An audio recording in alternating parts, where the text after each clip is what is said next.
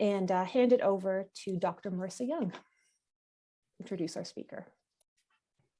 Thank you very much, Lindsay, and thank you for joining us today for today's presentation as part of the seminar series for the McMaster Institute for Health Equity. And we will begin by giving honor and thanks to the Haudenosaunee and Anishinaabe nations of the traditional inhabitants of the land where McMaster stands.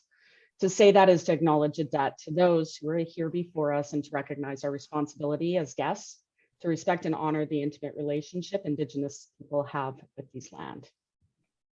We are so pleased to host the Institute's very own Dr. Jim Dunn as our invited speaker today.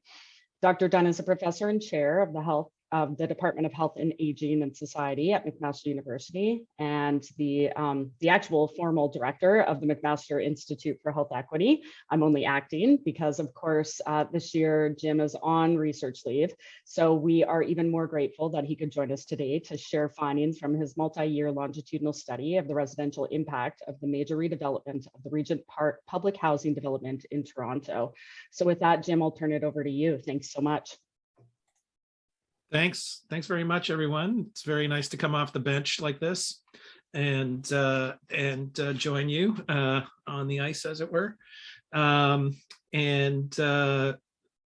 today I'm going to give you kind of a very big overview of a very long study that has yielded terribly little so far, but other than a lot of data and lots of papers to come soon.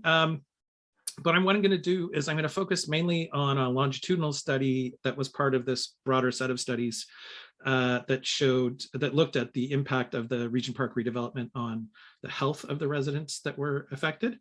And but I'm going to situate that a little bit in the broader literature and talk about some of the other pieces that I sort of assembled around the longitudinal study to give a kind of fuller picture of it all.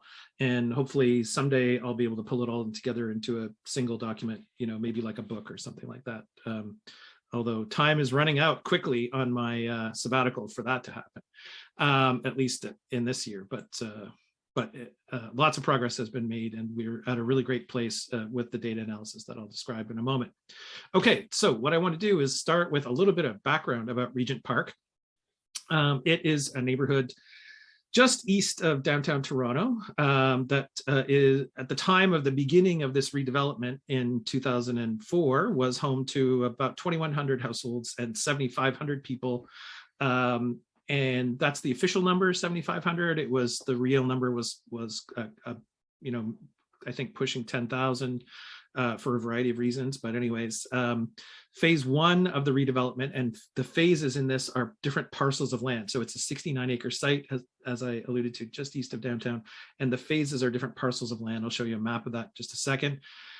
And Regent Park is one of Canada's oldest and largest public housing developments. It's, I suppose, quite infamous in many ways. It was built actually in the late 1940s and 1950s based on Garden City design principles. So the idea, towers in the park is sort of the key theme of the Garden City approach to design.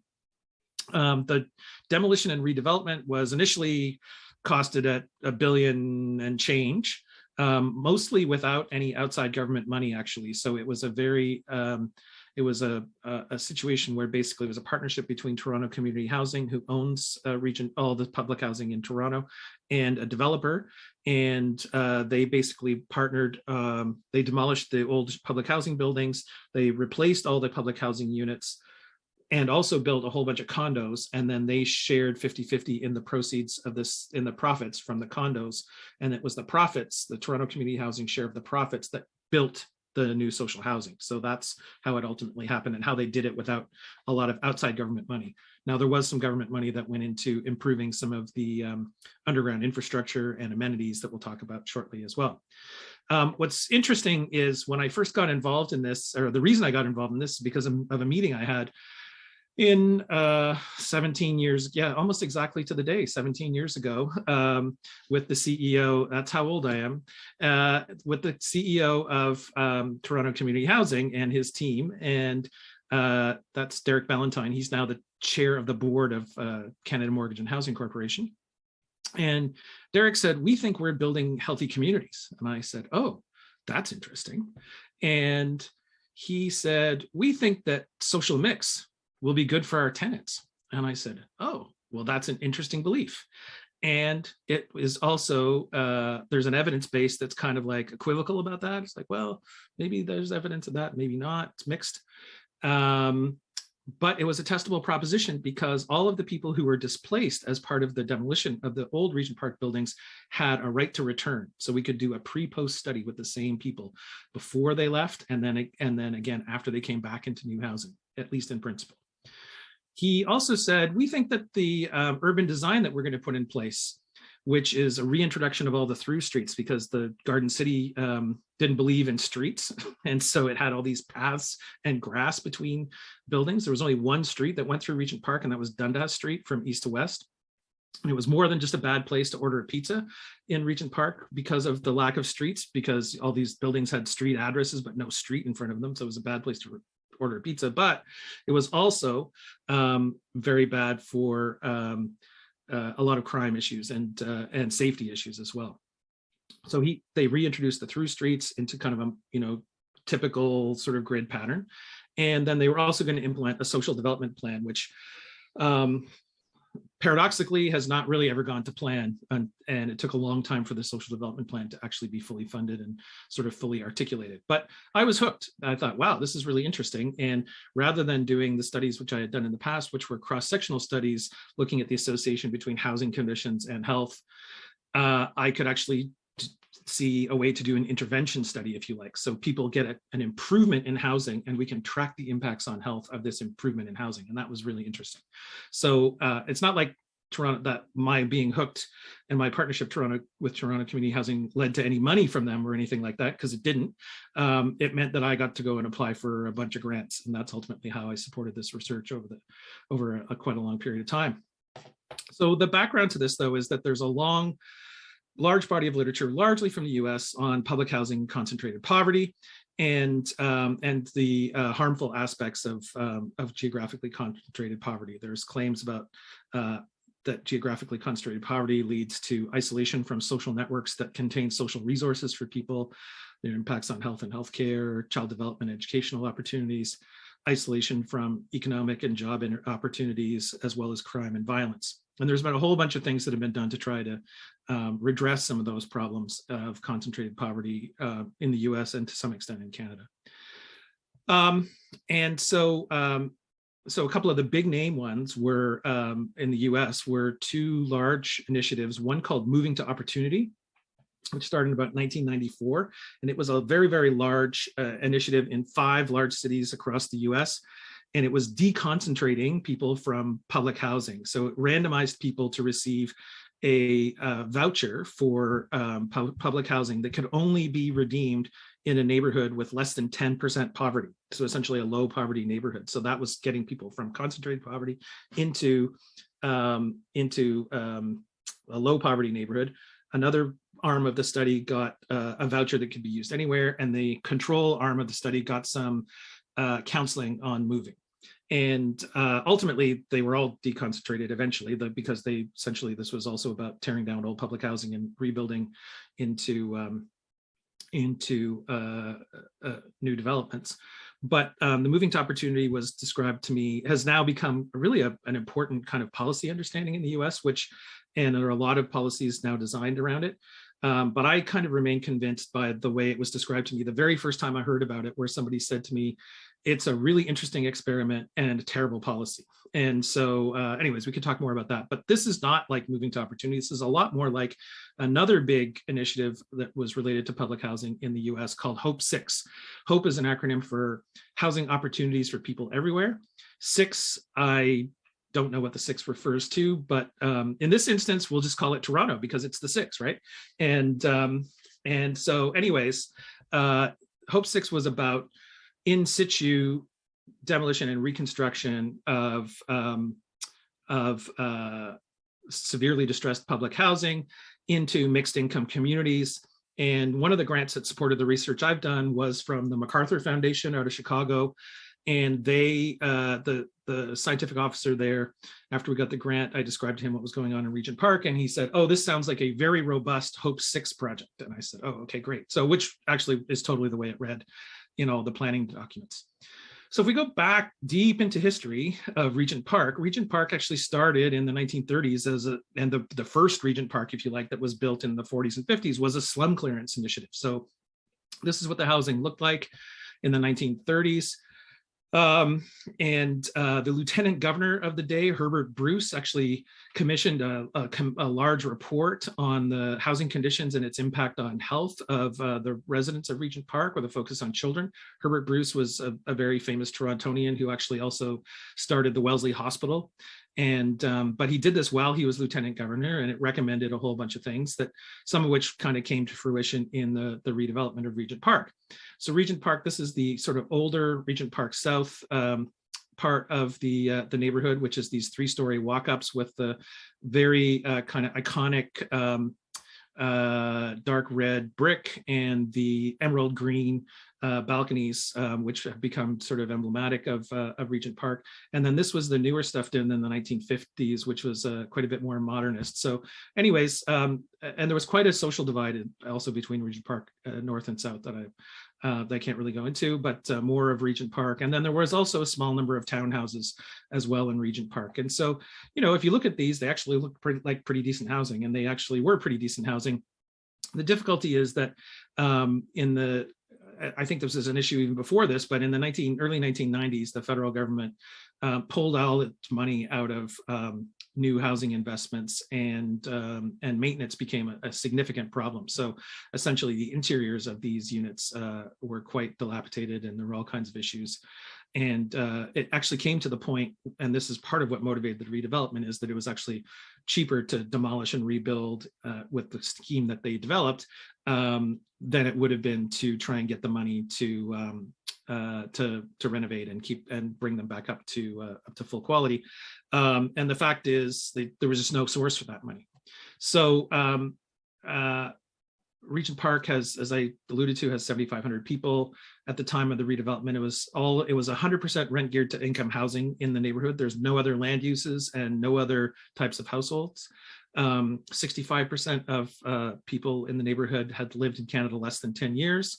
It was a very young population, so 3.6 children per household, 41% under the age of 16.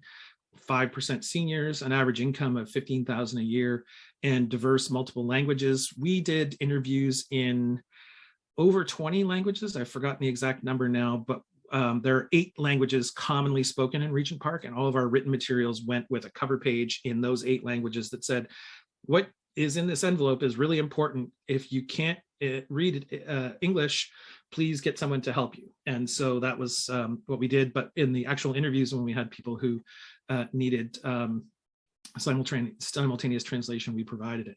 So as I said, Regent Park is unfolding in 5 phases. Phase 1 is now fully complete, and phase 2 is also fully complete. Phase 3 is in progress right now. This is Dundas Street right here that goes right through here. As I mentioned, that was the only through street, but you can see kind of in the background, they've reintroduced all these through streets into blocks. And then they've also built this incredible central park. This is what it looks like as an artist rendering. This is phase 1. One of the interesting elements of the redevelopment is an effort to achieve a certain kind of architectural and building material uniformity. So previously in the old Regent Park, the buildings really looked like they were different from the neighboring areas. They had this kind of that iconic red brick and emerald green balconies, but in addition, the doors of the buildings faced inward. So, things that were at the corner of, this is Dundas and Parliament building that was here, the front door faced in here, not out to Dundas and Parliament. So it was very inward. There were these certainly symbolic kinds of boundaries and signals that this was a very different kind of place. And there was a separation. And so they've tried to make it more porous, if you like. And then in addition to that, the condo buildings and the social housing buildings have the same kind of building materials and the same architectural styles. And that's through an effort to quote unquote normalize the built environment so that there's not this kind of stark visual difference. One really interesting tip, and then you can see the introduction of some street level retail. So I'll show you a slide of this in a second. Sobeys came in and made a commitment very early on. It ended up being a Freshco, which is kind of their down market brand. And then you'll see a couple other companies that came in and committed to locating there. This particular complex here, this first complex, it has a third story interior park. And so essentially this is like a little courtyard park kind of area that's only accessible to these condo buildings. And this was at a time when they weren't really sure how this was going to sell. So they had a sales office and they had these really attractive secondary financing opportunities for first-time buyers and so forth. So it was actually quite a bit cheaper than most of what was being sold around Toronto at the time. And they just weren't sure how it was going to work out. And so they wanted to give some people some outdoor space kind of because they just weren't sure that they thought that people might be say like, oh, I don't want to buy a condo in a public housing neighborhood. Turns out that wasn't an issue, and within a few years they were selling at more or less market values. This is the street level artist rendering, and the other big brand that came in was Tim Hortons. No good neighborhood as can go along with our Tim Hortons. This is actually quite an important hub of activity. And then this is RBC. And what's really interesting is RBC came in here and located a branch. And one of the findings of our research is that there was a dearth of banks and that at baseline. This is a part of the plan. As I showed you, there were these kind of blocks now with through streets and so forth, and some very nice street designs. And then there was also, rather than having all this kind of unusable green space between buildings, like a big open space between buildings, they've consolidated a lot of the space into this park, now called Regent Park. And then there's also an MLSE has come in and done a sporting grounds as well, kind of over on the east side in a subsequent phase and so forth. But a lot of new amenities. But yeah, range of buildings, new streets. So there are still some townhouses, but not a lot, mostly high rises, but big family units in those high rises, sometimes 2-level units within high rises that can house large families. And then new facilities, the indoor pool and the park. And this is what the pool looks like. It's actually a pretty spectacular building. And they've got some programming in for the local community, although there are some struggles to be able to supply all of the programming that the community wants. My broader research program, it started off with this longitudinal, quote unquote, quasi-experimental study of the health and social impacts as impacted by the redevelopment. As I said, there was this opportunity because we could do this pre-post with people. And if we could also do a pre-post with a kind of matched control group of people, and the change was greater in the people who received the intervention than those who didn't, then we can have reasonable confidence that it was due to the outcome. So it's not a randomized allocation experiment, but it is a quasi-experiment in the sense that one group got it, a similarly matched group didn't get it. And if the change is greater in the group who got it than those who didn't, that's a pretty strong study design. And so that was the appeal. We did a little pilot study with phase 1 that I won't go into any detail today. Ultimately, the main piece was with phase 2. So there were 5 buildings that were demolished as part of phase 2 and then rebuilt into a number of other buildings. And then we also did a combined study of the effect, as this all on adults, of moving into new Regent Park housing for children aged 5 to 13 that I'll talk very briefly about a little bit further on. Ultimately, my kind of big picture thinking about this was informed by realist evaluation methods. And essentially that was my use of realist evaluation methods came from a moment where after I had secured the money for the longitudinal study, the longitudinal pre-post study, I said, okay, listen, wait a second, we're going to spend a few $100,000 on doing this study that says, did this work? Did we see a change from time 1 to time 2 after being housed into new housing on health, but we'll have no idea why it happened. And so I started to think about, well, what are the other things that we might want to study that could better understand this why? And there are actually a whole bunch of claims about what it is about concentrated poverty that lead to these poorer outcomes. And so we thought, I thought, maybe that some of those are things that we should explore. So realist evaluation is based on this notion of trying to understand not just what works, but what works for whom, how, and under what circumstances. And so it's really about mechanisms. So do interventions actually trigger certain kinds of mechanisms? And then to what extent and how does the context in which an intervention takes place actually modify the operation of that mechanism and then ultimately produce outcomes. So it's all about CMOs, as they'd say in realist evaluation terms. I was probably a little loose with my use of realist evaluation, but certainly inspired by it. So we did a few different studies to open this black box. Qualitative study of destigmatization strategies, which is a concept developed by Michelle Lamont, sociologist at Harvard. And Madeline Cahuas did that for her master's thesis several years ago. Madeline's now at the University of Minnesota. Qualitative study of both tenant residents, public housing tenants, as well as condominium residents and their attitudes around social mix. It was a it's a qualitative study that was done by Dan Rowe when he was a master's student with me at Mac.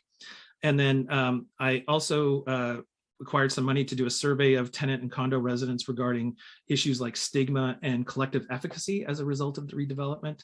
And Dan came back to work with me in his PhD in planning at the University of Toronto, and I co-supervised him. And he just finished his PhD in December and looked at those things. And then he also did a study when he worked for me as a research assistant after his master's, which was a street intercept survey of users of public spaces regarding their attitudes towards social mix. And this was an interesting one because one of the things that the literature says about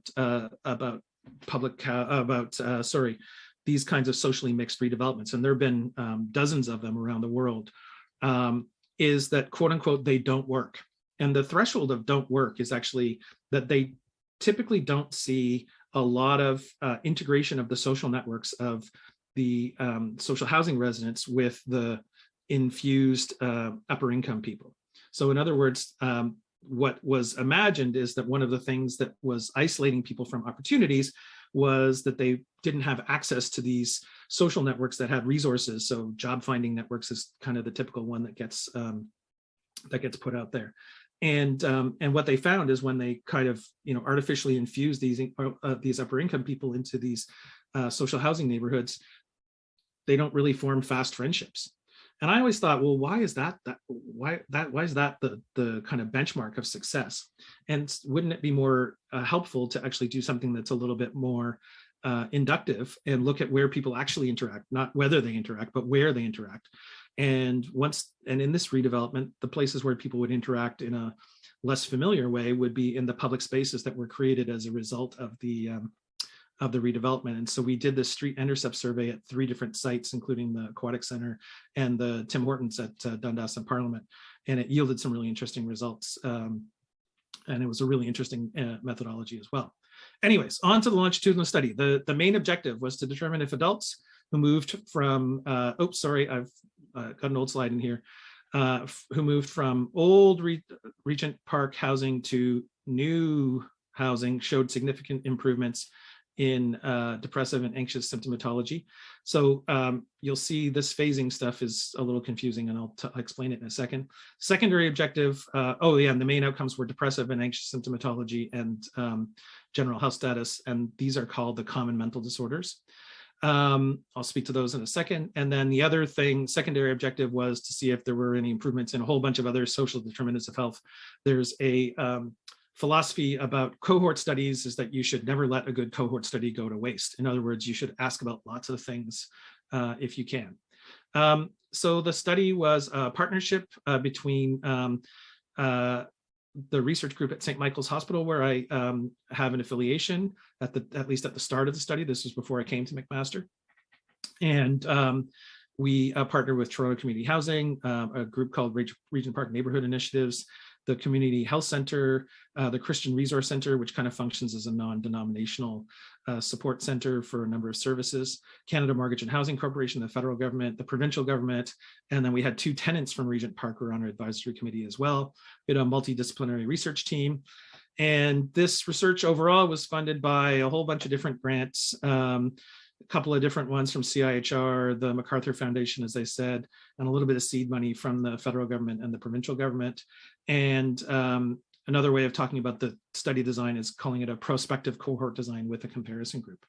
So why focus on mental health? Well, mental health problems are the second leading cause of disability in affluent societies, and common mental disorders, so sometimes called subclinical depressive and anxious symptomatology, they actually cause a lot of disability, even though they're below the clinical threshold. And in fact, Scott White claims that they're associated with impairments in physical and social functioning, at least as severe as those associated with physical illness.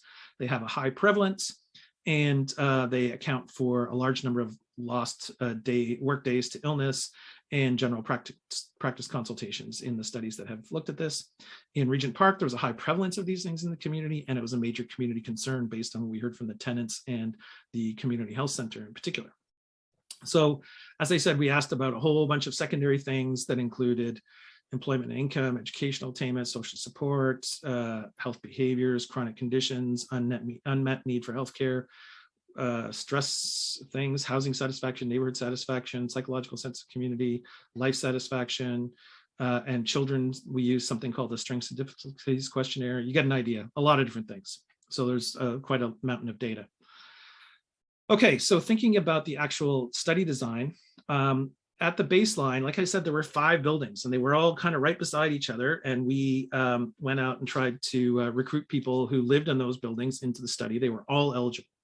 All adults were eligible. So we managed to recruit 153 people, and they were not living in temporary housing at the time. Sorry, that's a mistake too. And we had a recruitment rate ultimately of about 34%, which is actually pretty decent. At follow-up, we completed a follow-up 1 year after moving. And what happened at this point was a surprise to us. We had this group of people. We thought they were all going to move to temporary housing. So Toronto community housing units located in nearby neighborhoods or other parts of Regent Park where they had left units vacant. That's what we thought everybody was going to do. But to our surprise, what happened is 59 of the people that we retained in the study after attrition, there were 21 lost to attrition. 59 of the people we retained, when we wanted to go back to them, they had actually moved direct to brand new housing that had been constructed as part of phase 1. And 73 went to the place where we thought they were going to go, which was relocation. So other older social housing units that Toronto Community Housing owned, that they would be there temporarily for 2 to 3 years until they could build them a unit so that they could come back. And so we ended up getting a little experiment inside of an experiment unexpectedly. And it allowed us to determine whether there was any harm that came to these people who had to wait all this time before they finally came back. I won't go into the details of that because it gets a little bit thin on attrition and data quality. But at any rate, this is the really interesting that we had things. We've got a bit of a preliminary answer to any harm to these people. And then if there's any difference if they go direct to new housing. And as I alluded to, there's a third follow-up after, and I'm just going to talk about the time 1 to time 2 today. Okay, so as I said, we did this phase 1 thing. I'm not going to talk about that. We did 60 first interviews and 39 second interviews. It allowed us to get our feet wet and figure out what we were doing with Regent Park. But in phase 2, we did, the real thing, and we got people before they moved out of these old buildings. We interviewed them again a year after their move, and so that's the group that went to relocation housing. And then there's a group that went to a new unit. Very few went to townhouses, by the way, even though I've depicted it this way. But they went to brand new housing. And so there are these essentially 2 intervention arms, and then there's also a control arm. So this is a really complicated figure that actually it makes the whole thing very simple, even though it's a complicated study. But as I said, we had 153 people, 59 went direct to new, 73 went to temporary. We lost people at each stage. And then much later on, we ended up interviewing these people again, and we ended up interviewing these people again as well. And so essentially this temporary group went to new housing eventually. We got 37 of those 73. And that was in 2019, we finished up. And some people we just gave up on because they still hadn't moved yet for a whole variety of reasons. And then we did a control group, and we did a time 1 and a time 2, essentially a baseline and a follow-up, just to provide a benchmark for all of the other comparisons. So essentially, if the change is greater from here to here than it is from here to here, that's the kind of thing that we're trying to evaluate within a quasi-experimental design. Okay, so who did we talk to amongst this phase 2 group? They were quite young, 20 to 44, more than half. 42% were 45 to 65, 31% born in Canada, so lots of folks who had immigrated, and 32% spoke English at home. 54% had more than a high school education, so that means completed high school and done something else, which is actually quite high. I actually attribute that to some selection bias, in the sense that the people who have more education are probably more likely to participate in our studies. 45% lived in a household that made more than $20,000 a year, 47% married or equivalent, and 61% were female. This is the kind of distribution of the types of houses that they lived in: low-rise apartments, townhouses, and the high-rise. And then there were almost no low rises in the new stuff. There were still some townhouses, but mostly high-rise in the time too. So what changed for participants? So this is looking at the people who moved direct from old phase 2 housing into brand new housing. This is what we ultimately highlighted in the assessment of change. And basically, we saw a lot of improvements in satisfaction with neighborhood, satisfaction with their home or their unit, improvements in sense of community, and their pride and feelings about their home. No change in most other things. Improvements in safety, and I'm going to go into some details about that as well. But other than like a question here or two, these are usually large batteries of questions, each one of these. Overall, there was no change, and actually almost no evidence of harm. So almost nothing got worse. Crime victimization, feeling stressed, feeling anxious, feeling depressed. There was an improvement in feeling distressed. And then life satisfaction, no change. Healthcare access, no change. Had a regular doctor, no change. So this is an interesting one though. Diagnosed with high blood pressure, diagnosed with heart disease. You might say, oh, this has had a negative impact on heart disease and hypertension for participants, but that might not be true. It might actually be a diagnosis effect. So hypertension, for example, about a third of the population is walking around with hypertension undiagnosed at any given time. And what other studies have found is that when people undergo this kind of change, where they're told, okay, you have to move out of your home that you've been in for however long, and you're going to move somewhere else, and they actually, it triggers them to engage in more self-care in a lot of instances. So there's been studies that have shown that a lot of people stop smoking when this happens. And so what we think this is probably more likely to be is people who got diagnosed who previously weren't. And that's actually a good outcome. So anyways, but we're not 100% sure of that. So talking about some of these changes, just to give you an idea of the magnitude from old housing to new housing. Feeling better about their home. These are questions that include, I'm proud to show my home to visitors, goes from 49 to 93%. My home's a good reflection of who I am, from 46 to 85. I find it hard to be at home sometimes. This is trying to capture your home as a place of refuge where you like to be, and that decline. So that's a good outcome. My home's a good place to live my life, goes from 71 to 92. We did a whole bunch of aspects of housing satisfaction, from interior design, noise inside and outside the building, safety, insects and pests, cleanliness, repairs and maintenance, indoor air quality, all across the board, huge increases, all to 80% or above, and often into the 90s. So you know what, that's a pretty good outcome in my view. I suppose not surprisingly, because they went into these brand new units. I think my neighborhood's a good place for me to live. I'm at home in this neighborhood. It's important for me to live in this neighborhood. People generally get along. I have access to a grocery store. All these things improved to fairly high levels. And neighborhood satisfaction, personal safety, police protection, all improved.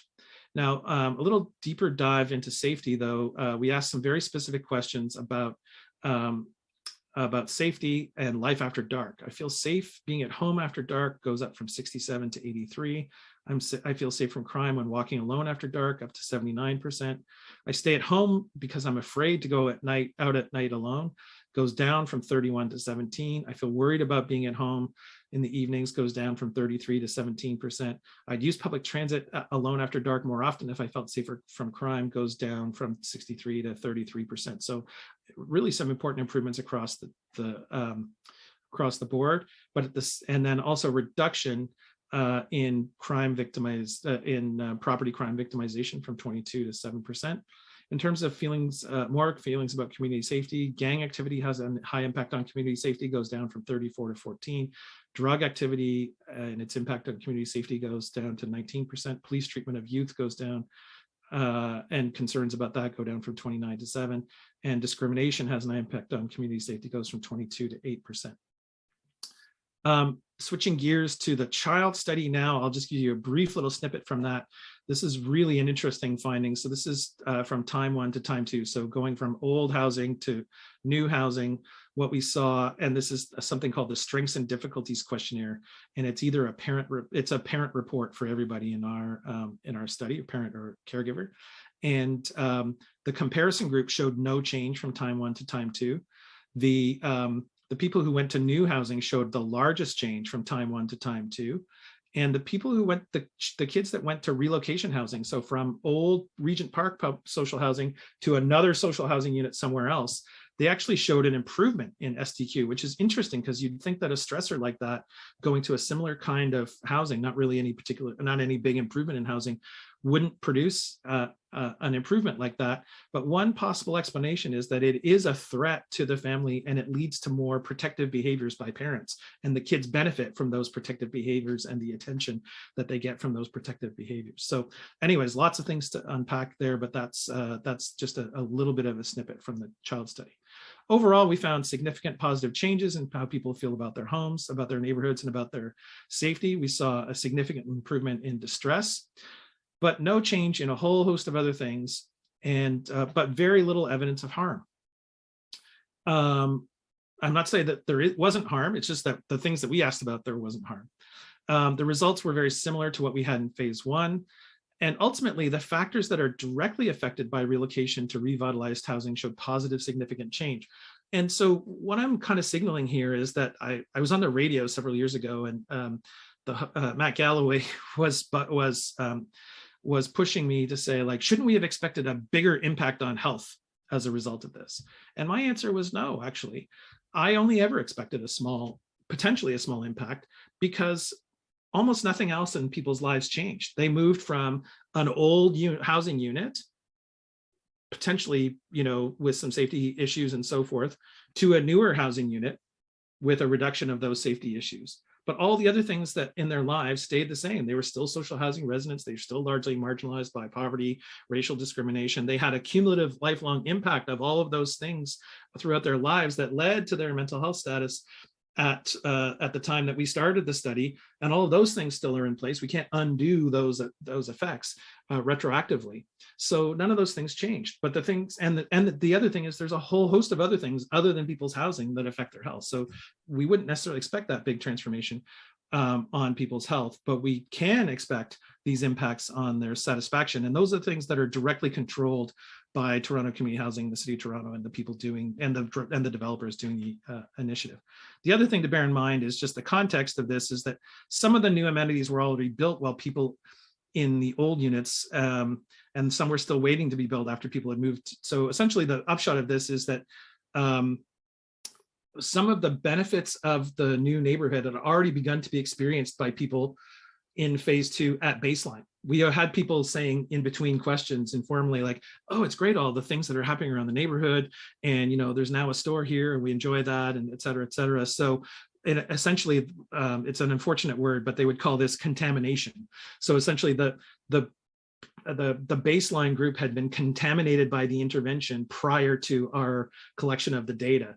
And so they may have already showed some improvement as a result of that, even before they moved. So anyways, and the other thing is, it was essentially a construction zone. Okay, so the question is, does social mix work? Well, social mix is a problematic term. It generally gives you the warm and fuzzies, I think, most people, because they say, oh, social mix, that sounds great, different people getting along, and so forth. And it really leads to the fact that it's not really questioned all that much. The research and policy literature suggests that social mix might do things like improve social capital and social networks. It might create more kind of social control, if you like, through kind of constraining deviance and so forth. Culture and behavior and role modeling. I don't find this one really very convincing, the role modeling aspect of things. Political economy of place, it might actually give more power to a neighborhood to be able to attract resources and so forth. And then it also might have an impact on attitudes and experiences of social mix.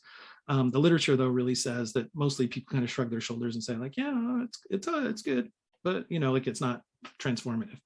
So the evidence basically says very little of these things actually happen, right? So Hope 6 was kind of imagined that we're going to infuse these neighborhoods with all of these upper income people, and it's going to create all of these big changes potentially. And the answer is, well, not really. The fact is there's very little interaction of any kind between typically the infused upper income people and the existing social housing tenants. This idea of role modeling, there may be an effect between adults and kids, but adults to adults actually is kind of insulting in some ways, because it's based on this idea that, if these adults see people going to work every day and getting jobs, that's going to make them want to do the same thing. And it's really, really, I think, really superficial kind of analysis. I think there is some potential for kids for a lot of different reasons, and then some negative consequences potentially as well. And that includes conflict. And one of the things actually that often happens in these kinds of neighborhoods is loss of affordable services. So even if you retain the affordable housing, all of the services, be they not-for-profit organizations or for-profit commercial retailers, that are aimed at this, at the social housing tenants, right, and priced for the social housing tenants, their rents go up because the neighborhood generally improves. And so commercial rents go up. Commercial rents are not controlled. So that actually can be an important negative effect.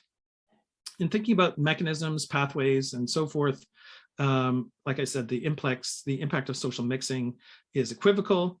And as I alluded to before, does this really matter? The way I put it in Regent Park, is it really matter if we have a social housing building and beside it we have a condo building, and do we really expect the condo residents to invite people over for barbecues from the social housing building? And if they don't, that it's problematic? I don't think so. But if that's not the benchmark, then what should the benchmark be? We should ask better questions about how social mix actually takes place and what are the appropriate outcomes. And Mark Joseph has actually done a good job at this. He runs the national initiative on mixed income communities at Case Western University in Cleveland. And he has this concept he calls good neighboring, that's ultimately what the objective should be. Okay, so what are the implications for research? I think ultimately the idea of Hope 6 and these kinds of redevelopments is based on the idea of like, okay, we have this problem of geographic isolation and concentration of poverty. So we're just gonna infuse that neighborhood with a bunch of upper income people and everything will just be the way it is in other socially mixed neighborhoods. And that probably doesn't really work. It clearly doesn't really work. And so my view is you can't really read the elements of a successful intervention off from the coefficients of a regression model. It's going to be a lot more complex than that. And there's no necessary symmetry between causation and remediation. In other words, you can't just take the transmission and ram it into reverse in the causal mechanism and ram it into reverse and expect it actually to redress the issue. And we need researchers. We also need research approaches that allow us to detect unexpected outcomes. So the kind of research things. And then we have to be very cautious about establishing these kinds of benchmarks about what this works or doesn't work, because it really closes off important avenues of inquiry. So ultimately, there are clear positive effects. There's political debate. Is this positive enough? What are the negative impacts? What are the implications? And yes, all of those things are definitely true. Ultimately, though, higher quality housing and amenities was achieved, and this is reflected in greater satisfaction. But the big picture is that it did little to address underlying structural issues like poverty and racial discrimination. So, right before the pandemic, I went to a screening of a documentary that a woman named Christine Brown had made about Regent Park. And I had talked to her when she was getting ready to do the documentary, on a long chat with her. And she very kindly invited me to the screening. And I went to the screening and I watched the film and I said, no, this isn't really going to change unless we address racism, and income distribution. Like, all this is great. And yes, people are entitled to have a good quality housing and so forth. And we should think about that as a human right. Housing is a human right to that kind of quality of affordable housing. But we aren't going to really transform people's lives unless we really address income distribution and racial discrimination. So does social mix work? Well, it's no silver bullet. The critiques are actually similar to social capital. There's a belief that if we can just get people to be together and share resources, that it's going to transform all these problems. But the underlying structural inequalities and power relations remain, despite this change in the dynamics of social interaction, even though some of them might be quite positive, as well as the improved housing quality and amenities. And so there you go. Thanks very much for your attention. I think I left at least a few minutes for some questions. I appreciate your time. Thank you so very much, Jim. That was fantastic. So much data to play with there, I imagine. We do have a few minutes for a Q&A. So Lindsay, I'm going to turn it over to you to moderate that portion of the session. Great, and I'll start with the chat box where Michelle says, does using social mix as a way to fund social housing work? This was a project that was done with marginal government funding from taxpayers, i.e. there was cross-subsidization from the upper income units, pays for, like, does cross-subsidization from the upper income units pay for the social housing redevelopment? So I think the short answer is sort of. It sounds like Michelle will be knowledgeable about this, so I'll say this in a way. My answer is directed to everybody who might not know everything here. All of the people who participated in our study and all of the people who were affected by the redevelopment, at the beginning, they were RGI social housing residents, so it's the recipients. RGI is rent geared to income, and it basically means they get a unit and they pay a rent that is equal to 30% of their gross monthly income. That's the rent they pay. Then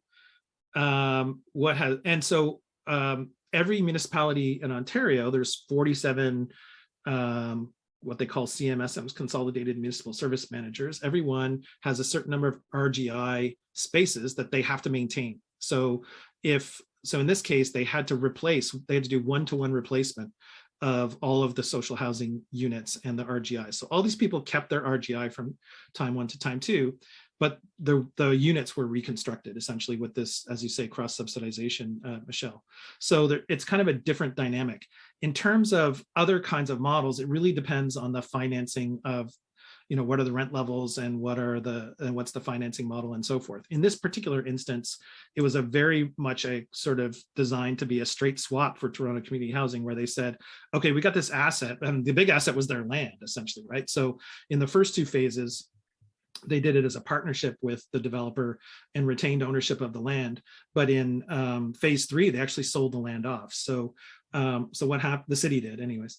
So what they did in phase 1 and 2 is they said, okay, we're going to sell these condos, and Toronto Community Housing said, we're going to use our share of the proceeds of the sale of these condos after expenses to pay for the reconstruction of these units. It's probably not a repeatable or scalable model. It's very specific to redevelopment of social housing communities where the land is really valuable. Like, there's a lot of social housing communities across Canada where the land's not so valuable. And the other thing was intensification went up immensely, right? So it was more than double the number of units. So the intensification was also something else that helped. So anyways, yes, I think that covers Michelle's question. Thank you for that. Just want to give Michelle, if that's enough, or if you had any follow-up. Okay. Coming at you from the chat box now. And I can do those if you like. Yeah, sure. I will let people know they can also, chat box participation is fine, but you can also raise your hand and speak it if you would prefer. So Fran, thank you for that. Other indicators over time, such as crime, CHC visits, and so forth. Yeah, we haven't done the sort of population level changes in time, focused really just on the individual changes for those people who are affected. Elevator breakdown. Did you hear about that, Fran? So yeah, there was quite a crisis very shortly after opening one of the seniors buildings in in phase one around elevator crises. And poor Dan Rowe, when he was doing his master's thesis, he was going and interviewing people, and all he could he had a very hard time in dislodging them from complaining about the elevators not working in these new buildings. So anyways, but yeah, no, I'm afraid we haven't done those sorts of things, but we should and will, I guess in the book that I might someday write. And so Zaydan, thank you for this. Wondering if you think is an ideal solution, what can be implemented? Yeah, I mean, honestly, I think more non-market housing, including subsidized housing, is what we need. And, you know, in some ways, this was a kind of quote unquote success. And, you know, Toronto Community Housing, I think, really overpromised on Regent Park. They said it's going to completely transform people's lives. And but it was really about the money for them, right? They said, well, we've got all these buildings and we got land, and we've got dilapidated buildings, and we need to replace all these units. What's the best way to do that? And that was essentially the underlying part of the model. And could that be repeated? Yeah, probably. And it is being repeated in other places, Lawrence Heights and Alexandra Park and so forth. But there's a very limited number of sites where that can be done across Canada at the scale that's needed to. Laura, thank you. And what do I think would be the benefits for children in the next generation versus adults? I actually think there's huge benefits for this kind of thing for children. The interesting thing is that in the case of Regent Park, I kind of think there's a lot of benefits that can come from social mix of children in schools, right? And in fact, you know, in the US, there's a huge amount of effort that goes into ensuring social mix of children in schools. I lived in Cambridge, Massachusetts for a year, and you know, we went through that. That's actually one of the first places that ever did a constrained choice policy, actually.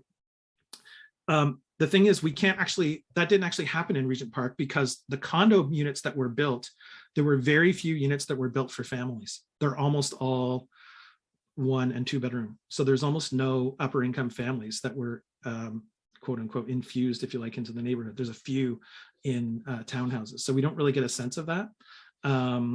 But Sejal Patel, who is at Ryerson University, did a postdoc with me when I was at St. Mike's, and she has been working with some of the schools in Regent Park to look at impacts on kids.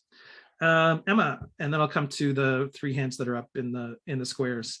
Difference between the term revitalization versus gentrification related to housing.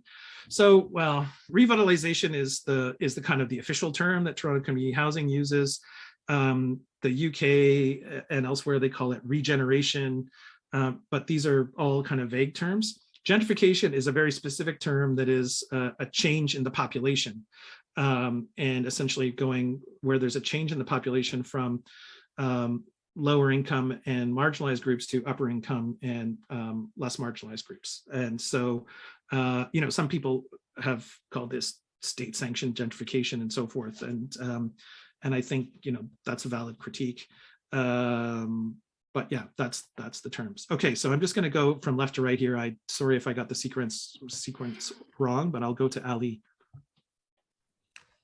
Yes, thank you so much for this presentation. I was wondering how you were able to kind of measure the mental health and psychological differences between the start and to the kind of after the implementing, in a sense that how you were able, in terms of excluding certain causal impacts from the socioeconomic background to, you mentioned there were people that spoke different languages, their country of origin, they've been here for less than 10 years. So how you were able to kind of exclude some of those causal elements, if these people came from a war zone, if these people came from different parts of the world that have different kind of impact on their psychological well-being? Yeah, great question. Thank you for that, Ali. So we use a standardized questionnaires. So I'll give you an example. The depression one is the CESD, which is a very well-established 20-item questionnaire. And it basically asks people about a bunch of different symptoms and how frequently they've experienced them over the last 2 weeks, right? And how, so it's essentially, and they ask different wordings like negatively worded questions and positively worded questions and repeat and so forth. So these are well-established tools, and then they're validated against a standardized psychiatric assessment with a psychiatrist when they're tested and validated. So we know that they are very good at identifying people who are essentially, they're designed to identify a threshold of people who need treatment for mental health. We use them in a continuous sort of way though. So because what we're interested in is degrees of mental health as opposed to a binary, is this person got a disorder or not? So so basically the idea is that if the frequency and severity of symptoms for people improves, then that's an improvement. And there's plenty of disability below the clinical threshold. So that's part one. Part two to your question is all these other factors. The great thing about a pre-post, a quasi-experimental design like this is you don't have to worry about most of those things because they stayed the same for people. So because it's the same person, right? So you have a person and they were a refugee, they experienced things, et cetera, et cetera. We interview them at time one, we interview them a year after they move.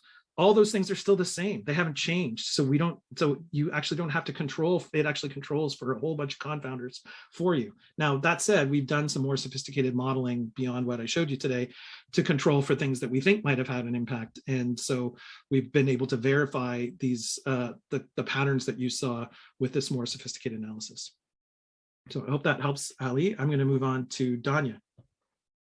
Hi, Danya. Hi, Jim. So nice to see you. And when you talk about the iconic red bricks and green, like I just remember driving down Girard and seeing that on my way to work at Sick Kids. And it's nostalgia for me. This work is amazing. Thank you so much for sharing it. I have two questions.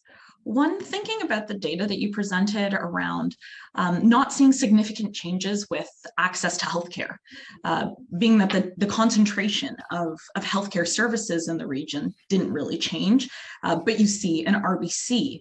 So I wonder, is there perhaps challenges or opportunities with respect to housing being a municipal responsibility, healthcare being a provincial responsibility, and what could we see if, for example, one of these industrial complexes included a primary care physician or a family health team or something like that being required to move into that mixed income neighborhood as well? And then the other question, which you may not have time to answer, is have you heard anything about Jamesville and Hamilton, and is there going to be a similar study happening here at MAC?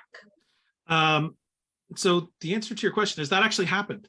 So, although after, St. Michael's Hospital established the Sumac Creek Community Health Center. And so there was a perception, there was certainly already an issue. The Regent Park Community Health Center was really strained and so forth. My hunch is that that was probably another self-selection factor, that people who participate in our study were the people who just, had more stable lives generally, right? They had a primary care provider, they had higher education, et cetera, were able to work systems and so forth. And then the people who didn't have those characteristics are the kinds of people who probably aren't going to be very interested in participating in our study. So that's my hunch of why we didn't see much change there. After we did this, St. Mike's put in the Sumac Creek Community Health Center, which, as far as I understand, has been very successful. Jamesville, I don't know. I don't even know what Jamesville is going to be yet. I mean, well, no, I shouldn't say that. There is a concept plan that's been accepted, and it sounds like they're going to. I read in the paper they're going to do demolition in the next few months. They just put the fences up and so forth.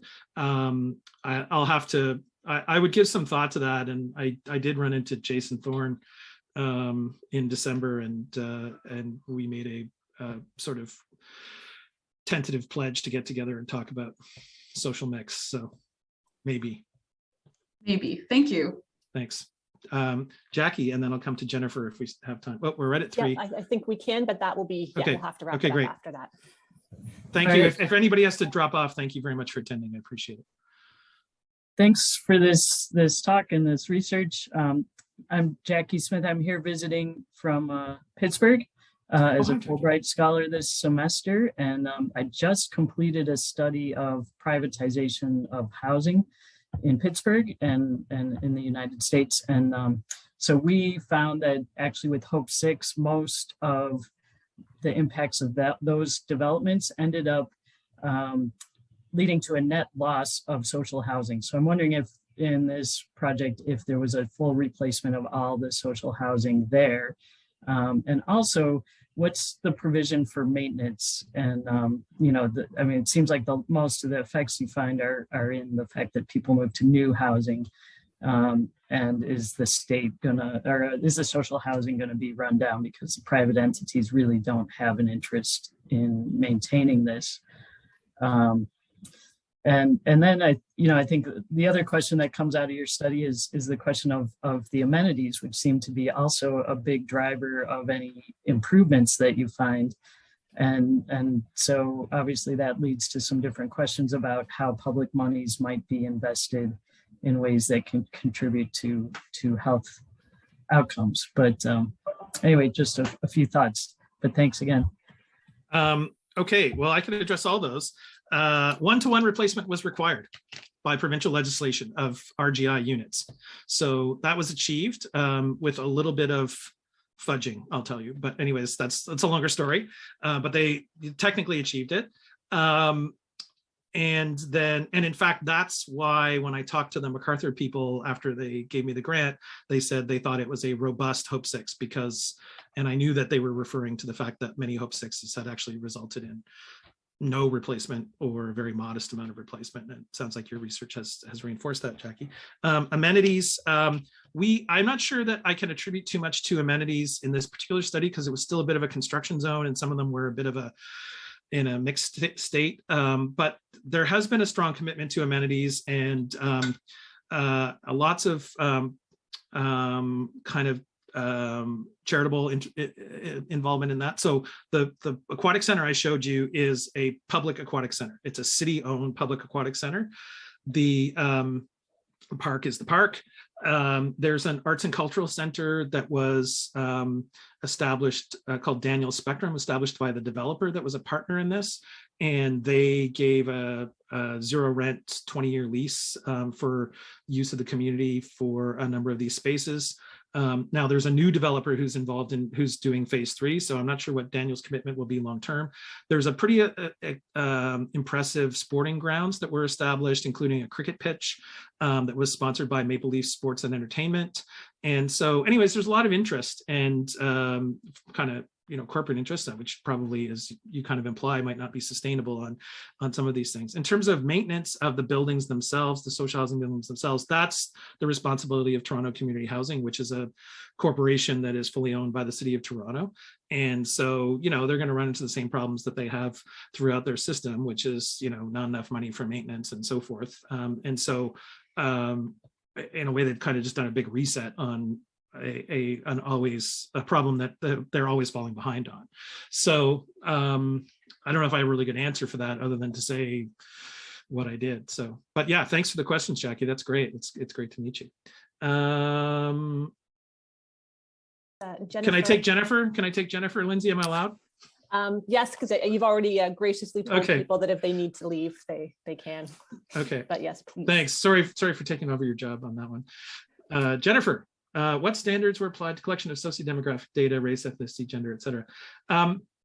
We used the same questions that are used in the Canadian Community Health Survey, basically, so that we could also do comparisons against benchmarks from representative samples.